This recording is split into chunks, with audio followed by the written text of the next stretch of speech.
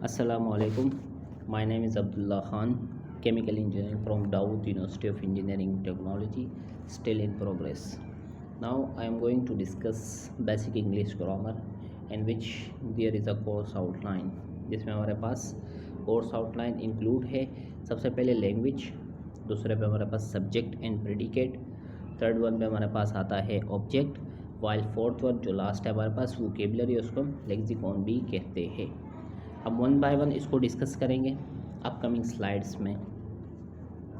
Language हमारे पास है क्या चीज़ और हम इसको इस्तेमाल क्यों करते हैं, अब पर्पस क्या है लैंग्वेज इसके इस्तेमाल करने का। तो अगर हम देखें बहुत सारी लैंग्वेजेस, हम कोई क्या लैंग्वेज यूज़ करता है, कोई क्या करता है, तो हमारे पास डिफरेंट लैंग्वेजेस हम यूज़ करते हैं।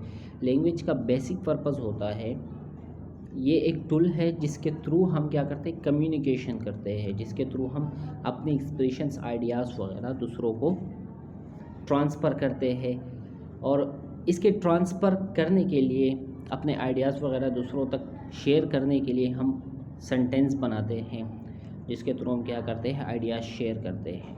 तो हमारे पास बेसिक डिफिनीशन थी लैंग्वेजेस की कि लैंग्वेज है क्या और हम किस लिए इसको इस्तेमाल करते हैं। अब हम चलते हैं सेंटेंस फॉर्मेशन की तरफ, सेंटेंस कैसे बनते हैं।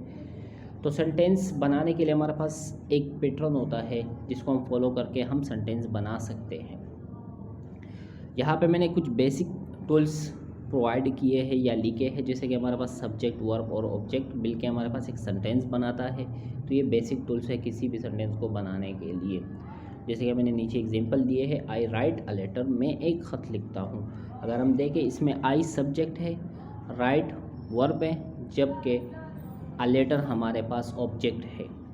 सेकंड सेंटेंस में भी इस तरह की बात है, she speaks English, and third one I clean my teeth. So these are the sentences जो हमने इन तीनों इन पैटर्न को फॉलो करते हुए हमने बनाया है।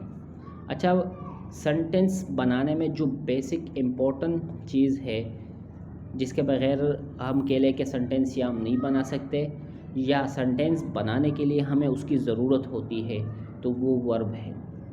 नीचे मैंने एग्जांपल दिया, आई ईट एप्पल, मैं सेब खाता हूँ। अगर मैं इसमें से वर्ब हटा दूँ, ईट हटा दूँ और मैं लिख दूँ कि I apple, it doesn't make any sense.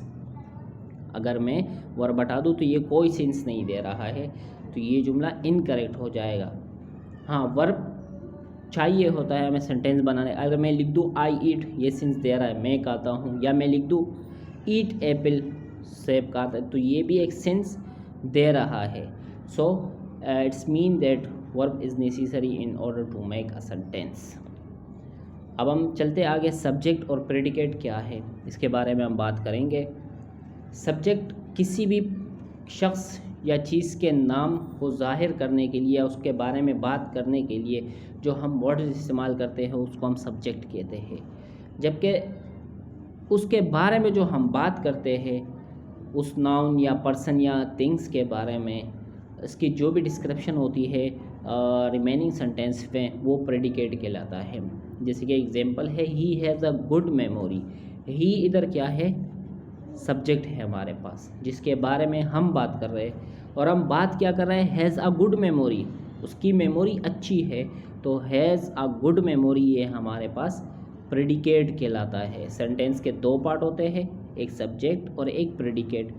Predicate इसमें हैज़ अ गुड मेमोरी और सब्जेक्ट हमारे पास ही है। जबकि दूसरे सेंटेंस में लिखा कि Islamabad is the capital of Pakistan, तो इस्लामाबाद इस हिसाब से हमारे पास सब्जेक्ट हुआ, जबकि remaining parts of the sentence हमारे पास प्रेडिकेट कहलाता है। ऑब्जेक्ट क्या है, object receiver of an action is called an object, यानी कि जिस चीज़ पे काम हो रहा है उसको हम ऑब्जेक्ट कहते हैं।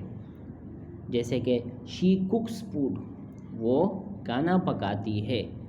तो इसमें फूड हमारे पास काम किस चीज़ पे हो रहा है, फूड पे हो रहा है। क्या पका रहा है, फूड पका रहा है। तो इस सेंटेंस में हमारे पास फूड एज आ ऑब्जेक्ट इस्तेमाल हुआ है क्योंकि उस पर काम हो रहा है।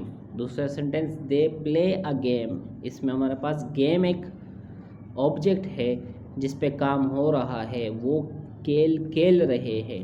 ही राइट्स अ लेटर, इस सेंटेंस में भी लेटर आ लेटर हमारे पास एक सब्जेक्ट के तौर पे इस्तेमाल हुआ है क्योंकि उस पे काम हो रहा है, वो लेटर लिख रहा है। सेंटेंस ऑब्जेक्ट के हमारे पास 3 टाइप्स होते हैं, direct object, indirect object, third one object of a prepositions. So there are 3 types of objects. सबसे पहले हम डिस्कस करते हैं डायरेक्ट ऑब्जेक्ट। इसके मैंने कुछ एग्जांपल दी है। Please pass me the copy, इसमें द कॉपी हमारे पास ऑब्जेक्ट गिवन है। आई राइट आ लेटर हमारे पास एक ऑब्जेक्ट गिवन है। आई ईट एप्पल, मैं सेब खाता हूँ, तो इसमें ऑब्जेक्ट जो मेरे पास गिवन है वो है एप्पल। सो ये हमारे पास कहलाता है डायरेक्ट ऑब्जेक्ट। इसके बाद हमारे पास indirect object.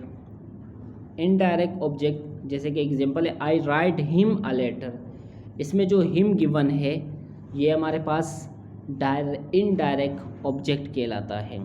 I send him a letter, तो इसमें भी हमारे पास ये हिम जो गिवन है ये इनडायरेक्ट ऑब्जेक्ट गिवन है। Last one show me an English book, me हमारे पास इनडायरेक्ट ऑब्जेक्ट गिवन है।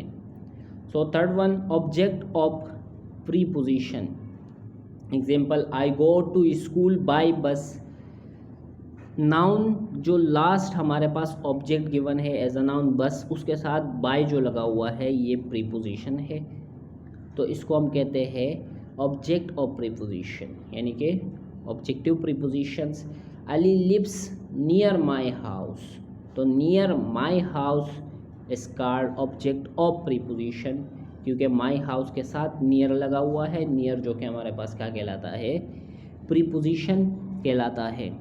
लास्ट पार्ट में मैंने वोकैबुलरी दी है तो इसके डेली बेसिस पे याद करना है। जैसे कि मैंने लिखा है डोंट चेंज द ट्रैक, बात को मत घुमाओ। Build coastal in the air, हवा में महल बनाना। टू हेल विद समबॉडी, किसी को बाढ़ में डालना। स्ट्रेट अवे, साफ कहना। डिस्क्रिमिनेट, फ़र्क रखना। ग्रेशियस, रहीम व करीम। नम, सुन। Thank you.